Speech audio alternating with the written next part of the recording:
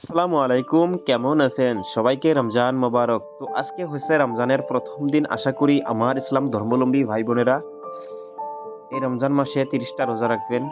ইনশাআল্লাহ আমিও রোজা রাখবো। তো আজকে রাতে তারাবির নামাজের পর মোবাইলে রাতে ২ টার এলার্ম দিয়ে ঘুমিয়ে পড়ি। কয়েক ঘন্টা ঘুম পাড়ার পর এলার্ম বেজে ওঠে। তখন মারে ডেকে বলি, "মা, সেহরির জন্য ভাত রান্ধো।" মা বলে, "ভাত রান্ধা লাগবে না। রাতের ভাত আছে। শুধু সবজি রানলেই হবো।" মা সাথে, সাথে পানিলাউ কেটে সবজির জন্য প্রস্তুতি নিল। তো পানিলাউয়ের সঙ্গে রয়েছে গরুর গোশত।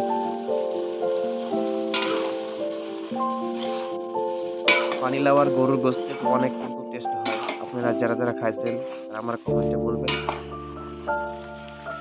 এডি থুয়ে দিবা নাকি? পড়াশোনা করে দেখি না। আর অল্প দেওয়া আরো।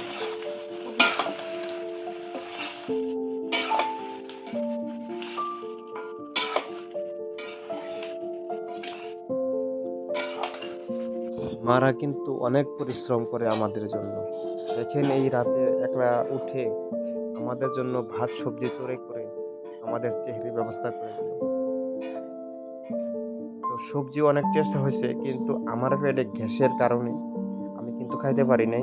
ঐরকম ভাত খাইতে পারি নাই। অল্প, অল্প ভাত খেয়েই রোজা রাখছি। তো ভাত খাওয়ার পরেই আসলাম আমার রুমে।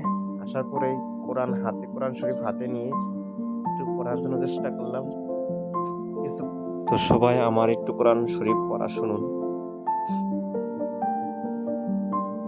وَإِذَا خَلَوْا إِلَى شَيَاطِينِهِمْ قَالُوا إِنَّا مَعَهُمْ إِنَّمَا نَحْنُ مُسْتَمِعُونَ